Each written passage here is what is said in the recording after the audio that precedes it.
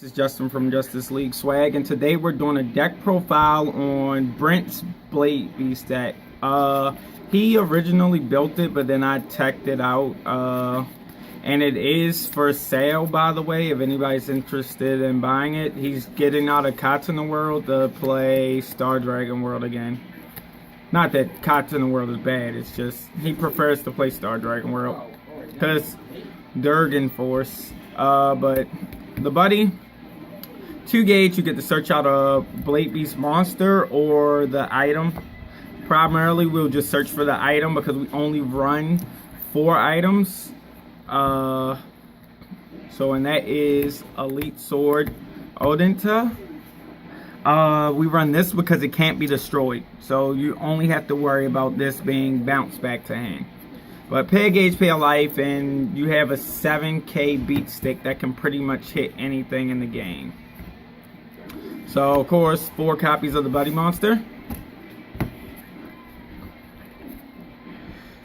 2 copies of the size 3, only because it's not live early game. And you can't go full field with this deck, seeing as though this is a size 3. There's no size 0s for Blade Beast yet. And with a Blade Beast deck, you kind of gotta run a majority of Blade Beasts because most of their effects go off of having different Blade Beasts in the drop zone. So I like to call this guy Kitamaru. We run at 4. It's simple. If there's another Japanese sword on the field, full Japanese blade, you gauge 1. So that includes the weapon. So he's pretty good at just getting you plus 1s for gauge because Blade Beasts are gauge heavy.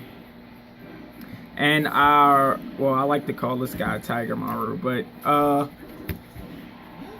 he gets 2 soul from the top of the deck when he's played for 1 gauge. And he has move and soul guard. At the end of the turn, you destroy him, so he loses 1 soul if he's rested. This is at 4. Ideally, this is the first turn monster that you want to play. Our finisher for size 2s at 4 as well. He gains an additional crit and penetrate and double attack if you have 5 different Blade Beasts in the deck. It's a reason why we're running so many of the Blade Beasts, including the Impact. The Impact we're actually running at 3. Had it at 4, saw it too much, put it at 2, didn't see it enough. But ideally, this is the finisher of the deck. After attacking with everything, final phase Impact, you get another attack phase and you stand up everything on your field. Spell lineup. Because this deck is gauge heavy, we're running Clear Serenity at 4.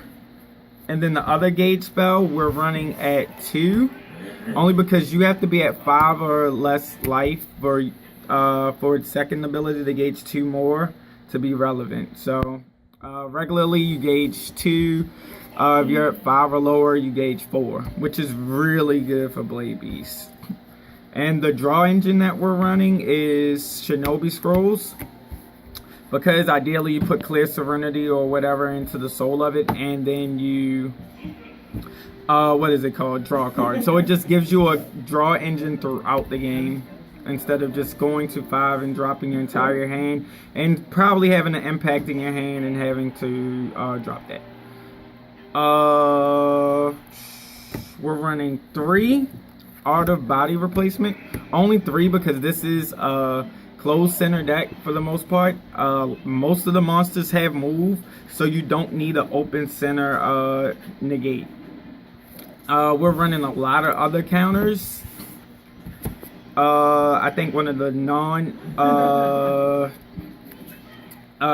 related counters that we're running is Gappa Kagiri. Because when a monster is destroyed, ideally like the size 2 that destroys himself at the end of your turn, you can also destroy your opponent's monsters. I mean, I wouldn't do something like that, but ideally it's better to destroy cards during your opponent's turn. So it's like one of your movers or side monsters attack, you counter destroy something else that hasn't attacked already on your opponent's side of the field. At 4, we're running Sword Scale, Tentetsu. We're running this card at 4 because it is a Japanese blade as well. So it counts towards a lot of the guys' skills that go off from the drop zone.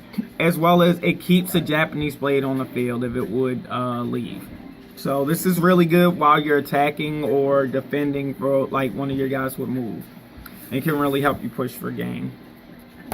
Next up is my personal tech. We're running striking with the back of the sword at 3. Ideally because a lot of the monsters in the deck have 3 crit attacks.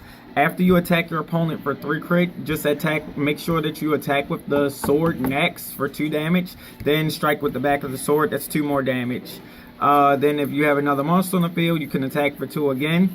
Then final phase, restand everything. More than likely, your opponent should be at 1 or 2 damage. And if they do manage to survive, the last card I'm running in this is Cotton Blazing Armors. Because you can ignore burn over plays this way by having a monster with move to your center and then counter playing this, and you deal your opponent the damage, killing them during their turn. Which I think is pretty good, forcing them to play counter spells during their turn. So yeah, this is at 3. And it's a ninja arts as well as striking with the back of the sword, so you could play it in Shinobi Scrolls.